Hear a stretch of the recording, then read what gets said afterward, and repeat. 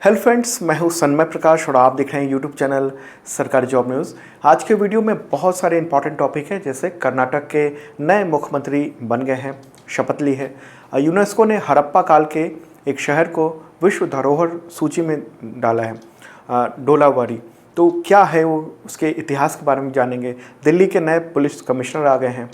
बहुराष्ट्रीय अभ्यास, नौसैन्य अभ्यास है कैटलेस एक्सप्रेस, उसके बारे में जानेंगे, कहाँ चल रहा है, कैसे चल रहा है। और कई सारे देशों के और बहुत सारे संगठन इसमें शामिल हैं। ट्यूनीशिया में कोविड-19 को लेकर इतना हंगामा हुआ कि राष्ट्रपति ने वहाँ के प्रधानमंत्री को बर्खास्त कर दिया है। तो कई टॉपिक है, कई इंपॉर्टेंट, इसके अलावा भी और भी टॉपिक है जिस पर बात करेंगे। शुरू करते हैं और पहला क्वेश्चन सबसे इम्पॉर्टेंट है, कर्नाटक के नए मुख्यमंत्री का नाम बताएं। आंसर होगा बसवराज बोम्मई। ओके, नाम ध्यान रखने की बात है। देखिए, गवर्नर हैं वहाँ के थावरचंद गहलोत, तो उन्होंने आज ही यानी 28 जुलाई को कर्नाटक के नए मुख्यमंत्री के तौर पर, नए चीफ मिनिस्टर के तौर पर शपथ दिलाई है। इससे पहले वो कर्नाटक के गृह, कानून और संसदीय मामलों के मंत्री थे वहीं पर, जब येदियुरप्पा वहाँ चीफ मिनिस्टर थे। ठीक है, तो बोम्मई के बारे में कुछ जान लें। उनका जन्म हुआ था 28 जनवरी 1960 को। मैकेनिकल इंजीनियरिंग में ग्रेजुएट हैं। टाटा मोटर्स में इंजीनियर के तौर पर काम कर चुके हैं, नौकरी कर चुके हैं वहाँ। इंजीनियरिंग और खेती को लेकर उनका जुड़ाव है बसवराज बोम्मई को का, तो उसकी वजह से कर्नाटक के सिंचाई मामलों का जानकार उनको माना जाता है और कई सारी सिंचाई प्रोजेक्ट को सफलतापूर्वक उस पर काम कराने की तारीफ होती है। और एक ख़ास बात है कि उन्होंने अपने विधानसभा में भारत की पहली 100% पाइप सिंचाई परियोजना को लागू किया था, उसका श्रेय उनको दिया जाता है। ओके, तो ये माना जाता है कि बसवराज बोम्मई जो नए चीफ मिनिस्टर हैं, वो पूर्व chief minister Yediyurappa, BS Yediyurappa के चहेते हैं। और आपको बता दूं कि वो लिंगायत समुदाय से आते हैं। कर्नाटक में 17% लिंगायत हैं और एक साथ अगर वो वोट किसी को भी जाता है तो पार्टी हार या जीत सकती है। तो ऐसे में बीजेपी ने लिंगायत समुदाय के बसवराज बोम्मई को मुख्यमंत्री के लिए चुना और मुख्यमंत्री बन गए। अच्छा, उनके पिता कौन थे? तो SR बोम्मई थे और बहुत मशहूर नाम है। कर्नाटक के मुख्यमंत्री भी रह चुके हैं। जनता पार्टी और जनता दल के लीडर थे वो, और सुप्रीम कोर्ट में उनका एक केस बहुत चर्चित रहा है, SR Bommai versus union of India. देखिए, 1988 में उस वक्त के गवर्नर ने अपने विवेक से यह मानकर कि सत्ताधारी पार्टी के कई विधायक मुख्यमंत्री से खफा हैं, इसलिए सरकार को बर्खास्त करने की सिफारिश राष्ट्रपति से की थी। और बाद में केंद्र सरकार ने अनुच्छेद 356 का यूज़ करते हुए राष्ट्रपति से राज्य सरकार को बर्खास्त करवा दिया था। ओके, राज्यपाल ने ये मान लिया था कि इनके पास बहुमत नहीं है। तो उस केस में सुप्रीम कोर्ट ने तमाम राज्यपाल को ये हिदायत दी थी, आदेश दिया था कि किसी भी राज्य सरकार को बहुमत है या नहीं, इसका निर्णय राजभवन में नहीं होगा, यानी गवर्नर नहीं कर सकते हैं। इसका निर्णय विधानसभा में होगा, फ्लोर पर होगा, यानी विधानसभा में ये तय होगा कि समर्थन है या नहीं। तो सुप्रीम कोर्ट का ये बहुत ऐतिहासिक फैसला, यानी लैंडमार्क जजमेंट कहा जाता है, वो आया था 1994 में। ओके, तो चूँकि अब बोम्मई बने हैं चीफ मिनिस्टर, तो उनके पिता का भी मामला है और वो सबसे ऐतिहासिक है। एग्जामिनेशन में अक्सर पूछा जाता है बोम्मई केस के बारे में। चलिए आगे बढ़ते हैं। अगला क्वेश्चन बहुत इंपॉर्टेंट है। यूनेस्को ने हड़प्पा काल के किस शहर को विश्व धरोहर सूची में जुलाई 2021 में शामिल किया है, वर्ल्ड हेरिटेज में? आंसर होगा धोलावीरा। नाम आप ध्यान रखना। देखिए, लगभग 5000 साल पुराने शहर धोलावीरा को यूनेस्को ने वर्ल्ड हेरिटेज घोषित किया है। ये हड़प्पा काल का प्राचीन शहर है। अरे कहाँ पर ये? तो गुजरात के कच्छ के भारत पाकिस्तान सीमा के पास में स्थित है ये। और अगर बात कहें नगरीय सभ्यता की, तो बेहतरीन शानदार उदाहरण है ये। 4-5 हज़ार साल पुराना है ये पूरा मामला। और उस वक्त हमारे पुरखे इन शानदार घरों में रहते थे, आप जो देख रहे हैं। अभी तो वो खंडहर सा है, लेकिन उस वक्त कैसा हुआ होगा। कब हुई इसकी खोज इस शहर की? तो इसकी खोज हुई थी 1968 में।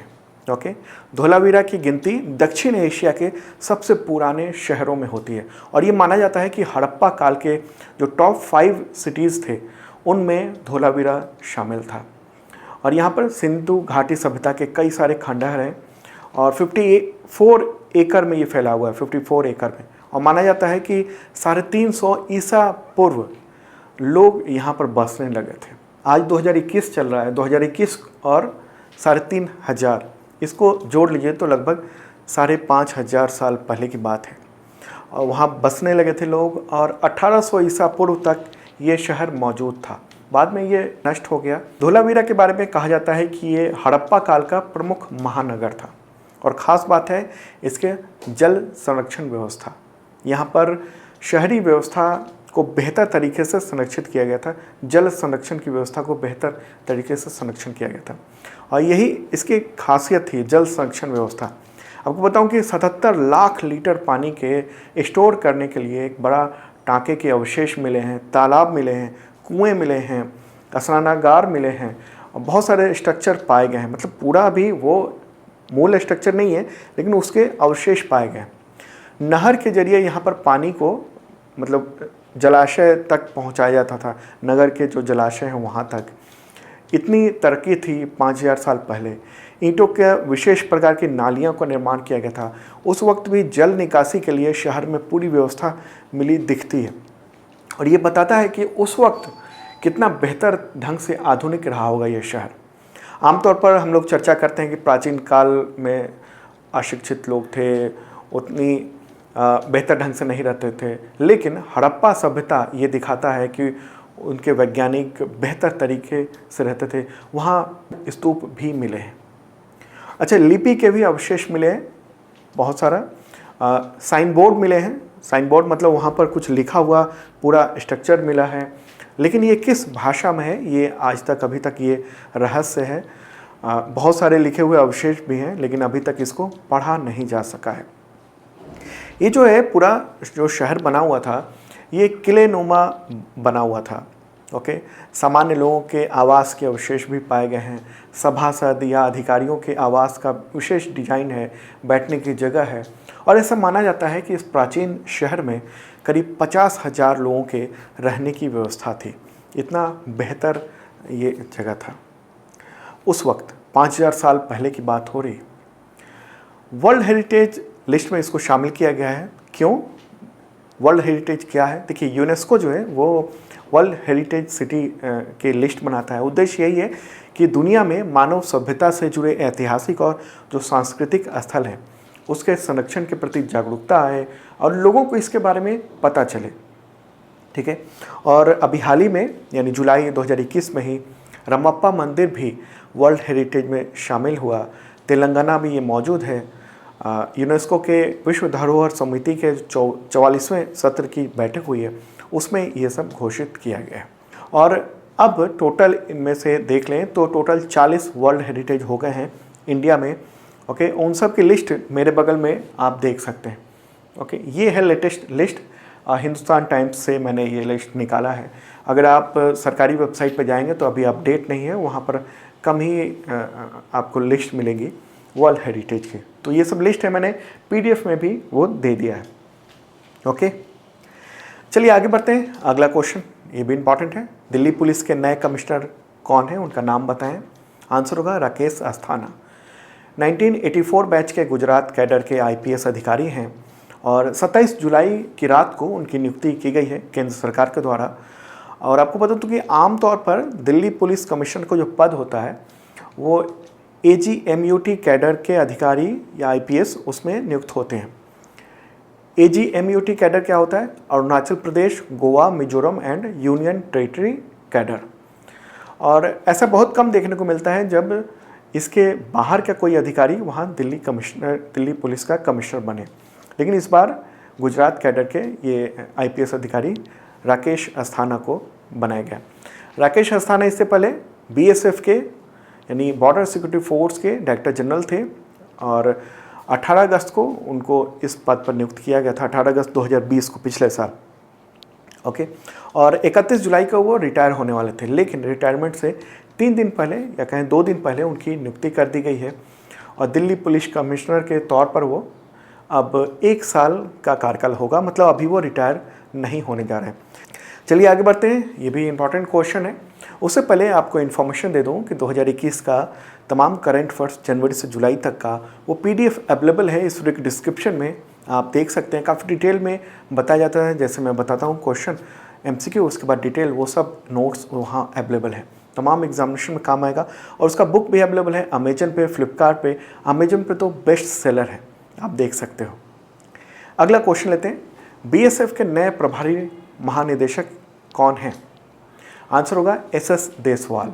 ओके, पूरा नाम उनका सुरजीत सिंह देसवाल। वो क्या हैं अभी, किस पद पर?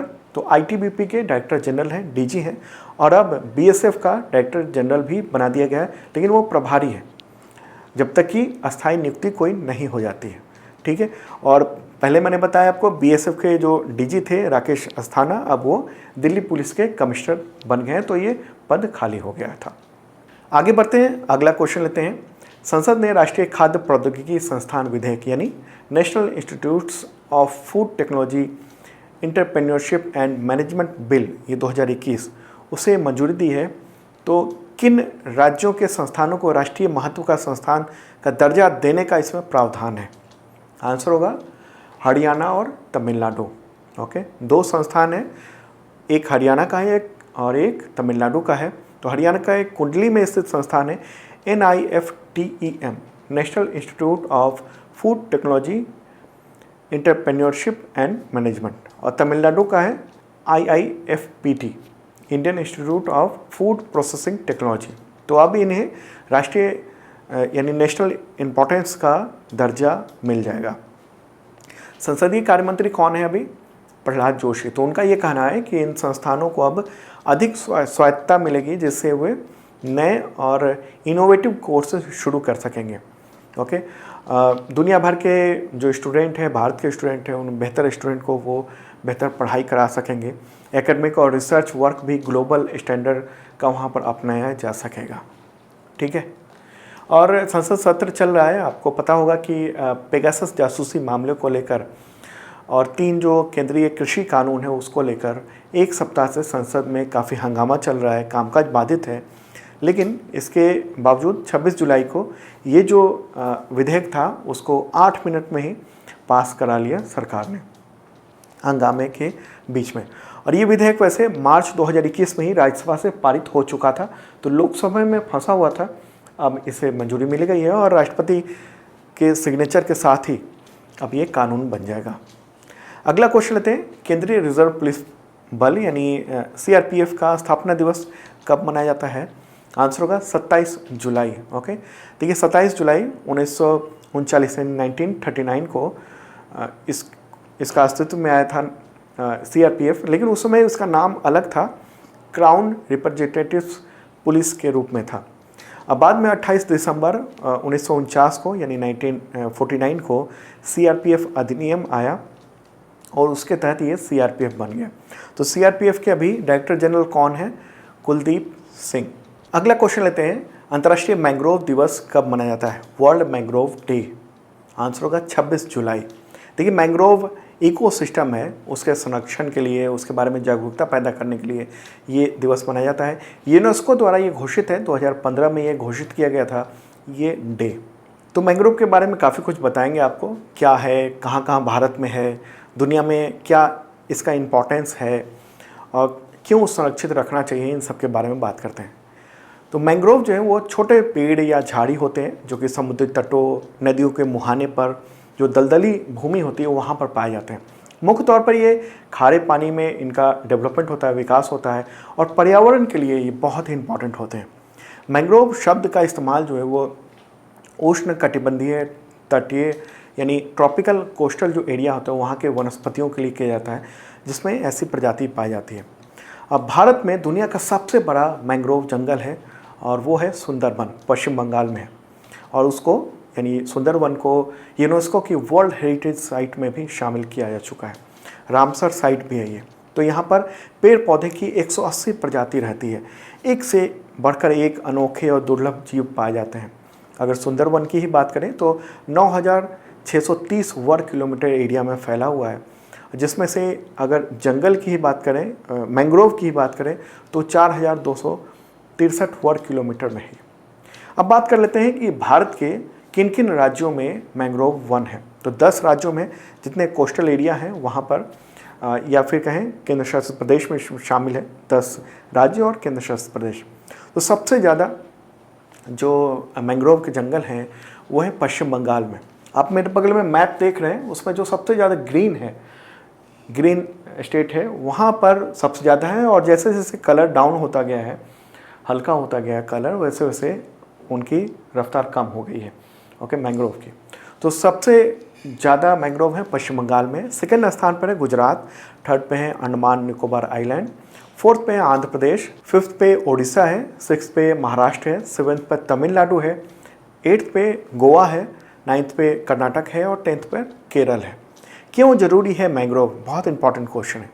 देखिए मैंग्रोव जो है वो तटीय इलाके की प्राकृतिक सुरक्षा प्रणाली का काम करते हैं। मैंग्रोव जंगल वो भोजन, आवास और रोजगार मुहैया कराकर इंसानी जीवन को बेहतर बनाने में भूमिका निभाते हैं। आप फोटोग्राफ देख रहे हैं, वीडियो भी देखा आपने कि इनका ठोस रूट सिस्टम होता है जो ज़मीन तक जाता है। वो तेज़ तूफानी बहाव और बाढ़ जैसे हालात से प्राकृतिक एक बैरियर का काम करते हैं वो। और ये समुद्र के विशाल लहरों से तट के पास जो लोग रहते हैं उनको बचाते हैं। इसके अलावा ज़मीन से जो प्रदूषक तत्व हैं वो समुद्र के साफ़ पानी में मिलने से भी रोकते हैं वो। पानी में मछलियाँ, बहुत तरह की केकड़े, शेल फिश बहुत बड़ी मात्रा में होते हैं, जिसकी वजह से मछुआरे समुदाय को रोज़गार मिलता है। लेकिन कुछ जगहों पर कमर्शियल इस्तेमाल भी होता है, अंधाधुंध कटाई होती है, जिससे उस पर खतरा है। क्यों इम्पॉर्टेंट है? ये कार्बन के बहुत बड़े स्टोर भी हैं। देखिए दूसरे जंगलों की तुलना में 4 गुना ज़्यादा कार्बन डाइऑक्साइड सोखते हैं, ये कार्बन सिंक करते हैं 4 गुना ज़्यादा। मैंग्रोव के पेड़ मरने के बाद भी पानी के नीचे मिट्टी से ढक जाते हैं, तो इसकी वजह से इसके सड़ने पर कार्बन जो है वो वायुमंडल में नहीं जाता है। तो इस तरह से कार्बन को स्टोर करने की बड़ी भूमिका मैंग्रोव के जंगल निभाते हैं। और प्राकृतिक रूप से ये जल शोधक भी है, पानी को रिफाइन करता है, प्यूरिफाई करता है।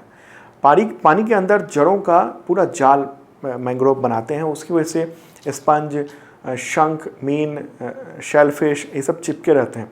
ये जीव पानी को छानते रहते हैं एक तरह से और पोषक तत्व को अलग कर देते हैं और समुद्र के पानी को एक तरह साफ करते रहते हैं। मूंगे की चट्टानों की जो पारिस्थितिकीय तंत्र है उसके लिए ये सब आवश्यक होता है। मैंग्रोव का जो वन है वो तलछट में धातु तत्वों को पानी से सोख लेते हैं और उसको रोकने का काम करते हैं, पानी को बेहतर रखने का काम करते हैं। तो इससे समुद्रों का जो प्रदूषण है वो भी कम होता है। और इस पूरे इलाके में पूरे तंत्र का 90% जो मैग्नीज, तांबा, 100% लोहा, जस्ता, क्रोमियम, सीसा तो वो सोख रहते हैं, उससे बचाते हैं। कुछ जो मैंग्रोव की प्रजाति है वो बेहतर ढंग से काम करती है। अच्छा, इसका संरक्षण पूरी दुनिया में की जा रही है, अलग अलग देशों में भी मैंग्रोव हैं। और आपको बता दूं कि फरवरी 1971 में ईरान के रामसर शहर में वेटलैंड संरक्षण के लिए समझौते हुए थे। उसमें ये भी है कि इन मैंग्रोव के जंगलों का भी संरक्षण किया जाए। ओके, मैंग्रोव एक्शन प्रोजेक्ट भी चल रहा है, United states based non profit एक कार्यक्रम है, उसके जरिए पूरी दुनिया में मैंग्रोव के संरक्षण का काम होता है। भारत में भी और दुनिया के कई संगठन इनके संरक्षण का काम कर रहे हैं। देखिए फल विहीन वृक्ष होते हैं और लेकिन ये तटीय सुरक्षा के लिए बहुत ज़रूरी है। जलवायु का जो मसला है उसको लेकर इसके संरक्षण की बहुत ही ज़रूरत है। मुझे लगता है मैंग्रोव को लेकर काफ़ी कुछ बातें आपको पता चल गई होंगी। चलिए आगे बढ़ते हैं, अगला क्वेश्चन लेते हैं, इम्पॉर्टेंट है ये। किस देश में हिंसक प्रदर्शन के बीच राष्ट्रपति कैस सैयद ने वहाँ के प्रधानमंत्री को अपने पद से मतलब बर्खास्त कर दिया उनके पद से? आंसर होगा ट्यूनीशिया। ओके, देखिए वहाँ पर कोरोना वायरस का संक्रमण बढ़ रहा है और ऐसे में जो सरकारी व्यवस्था है वो बहुत ख़राब है। इसकी वजह से वहाँ के नागरिक बहुत नाराज़ हैं। बहुत सारे हिंसक प्रदर्शन भी हुए हैं जिसके बाद स्थिति को काबू में नहीं किया जा सका है। तो राष्ट्रपति हैं वहाँ के कैस सैयद, तो उन्होंने प्रधानमंत्री हिचेम मेचिची नाम है प्राइम मिनिस्टर का, तो उनको बर्खास्त कर दिया गया और साथ में संसद को भी भंग कर दिया है और सांसदों के सभी अधिकार को समाप्त कर दिया गया। सईद कैफ जो है वो राष्ट्रपति बने थे 2019 में, और अभी जो कोरोना का पूरा वेव आया पिछले साल और इस साल, उसका टीकाकरण अभियान में काफ़ी कुछ गड़बड़ी की बात है, टीके नहीं पहुंच पा रहे हैं, तो उसकी वजह से पिछले सप्ताह ही स्वास्थ्य मंत्री को भी बर्खास्त किया गया था। अब प्रधानमंत्री को बर्खास्त किया गया और संसद को भंग कर दिया गया। तो ट्यूनीशिया जो है वो, आप जो रेड कलर का जो देख रहे हैं घेरा, वो है ट्यूनीशिया यहाँ पर। ओके, अफ्रीका के उत्तर में स्थित ये देश है। ओके, चलिए आगे बढ़ते हैं। अगला क्वेश्चन इंपॉर्टेंट है ये भी। भारतीय नौसेना के जहाज INS तलवार ने बहुराष्ट्रीय अभ्यास कैटलेस एक्सप्रेस 2021 में भाग लिया है, तो किस देश के तट पर आयोजित किया गया है? आंसर होगा केन्या। केन्या के जो कोस्टल एरिया हैं वहाँ पर ये कैटलेस एक्सप्रेस आयोजन किया गया है अभ्यास। पूर्वी अफ्रीका और पश्चिमी जो हिंद महासागर है वहाँ पर राष्ट्रीय और क्षेत्रीय समुद्री सुरक्षा को बढ़ावा देने के उद्देश्य से ये एनुअल नेवल एक्सरसाइज आयोजित किया जाता है। हर साल होता है ये, क्षेत्रीय समुद्री सुरक्षा को बढ़ावा देने के लिए। और 2021 में इस एक्सरसाइज को 26 जुलाई से शुरू किया गया है और 6 अगस्त 2021 तक ये आयोजन होगा। और आपको बता दूं कि 2021 में के जो ये संस्करण है उसमें कौन कौन शामिल हुआ है, तो 12 पूर्वी अफ्रीकी देश शामिल हुए हैं, अमेरिका, ब्रिटेन, भारत। इसके अलावा बहुत सारे अंतर्राष्ट्रीय संगठन हैं, जैसे अंतर्राष्ट्रीय समुद्री संगठन और अपराध पर जो संयुक्त राष्ट्र कार्यालय है, इंटरपोल है, यूरोपीय संघ का नौसेना बल है, तो ये सब भी इसमें शामिल हैं। इसका महत्व है इस अभ्यास का, इस संयुक्त समुद्री कानून प्रवर्तन क्षमता का आकलन करने के लिए, मतलब जो कानून है समुद्र को लेकर, जो दुनिया भर में जो मिलजुल कर उसको नियमित किया जाता है, देखा जाता है कानूनी रूप से, तो उसको बेहतर ढंग से इम्प्लीमेंट किया जा सके, कुछ गड़बड़ी ना हो, इसके लिए इम्पॉर्टेंट है। और ये पश्चिमी हिंद महासागर में हो रहा है। और ये इम्पॉर्टेंट है क्यों? पश्चिमी हिंद महासागर जो है वो, उसका आशय होता है कि हिंद महासागर और अरब सागर जो मिलते हैं, तो ये उस इलाके का होता है। जैसे आप देख रहे हैं मैप में जो ये घेरा है वहाँ पर। ओके, और ये उत्तरी अमेरिका, यूरोप, एशिया को जोड़ता है ये इलाका। इस वजह से ये रणनीतिक तौर पर बहुत महत्वपूर्ण है। अगला क्वेश्चन लेते हैं। लोकसभा में पेश की गई रिपोर्ट के अनुसार देश के किसानों पर कितने रुपए का कृषि कर्ज बकाया है? आंसर होगा 16.8 लाख करोड़ रुपए, मतलब 16,80,000 करोड़ रुपए। वित्त राज्य मंत्री हैं भागवत कराड, तो उन्होंने लोकसभा में ये जानकारी दी है। सांसद ने पूछा था, और सबसे ज़्यादा जो लोन बकाया है वो तमिलनाडु के किसानों पर है। और वित्त मंत्री से जब पूछा गया निर्मला सीतारमण से कि क्या इस लोन को ख़त्म करने की कोई बात सोची जा रही है क्योंकि बकाया है, तो वित्त मंत्री निर्मला सीतारमण ने स्पष्ट किया है कि किसानों के लोन को माफ़ नहीं किया जाएगा।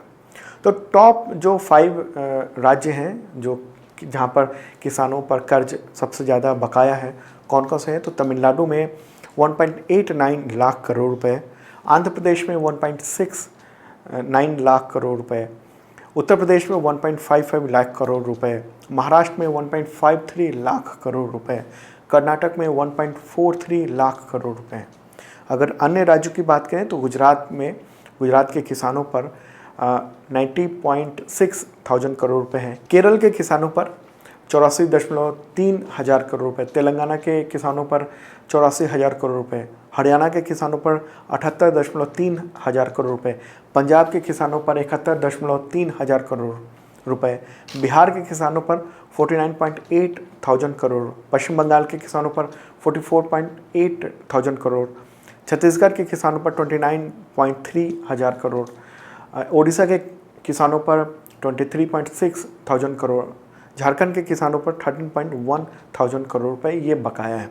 ओके, तो दोस्तों कैसा लगा करंट अफेयर्स ज़रूर बताना कमेंट बॉक्स में। और ये जो आपने वीडियो देखा उसका पूरा करंट अफेयर्स नोट्स, MCQ वो सब अवेलेबल हो गया मेरे बगल में डाउनलोड लिंक पे क्लिक कीजिए, डाउनलोड कर लिए। अगर यहाँ से नहीं ले सकते तो डिस्क्रिप्शन में अवेलेबल है, वहाँ और भी PDF है, आपके काम आएगा।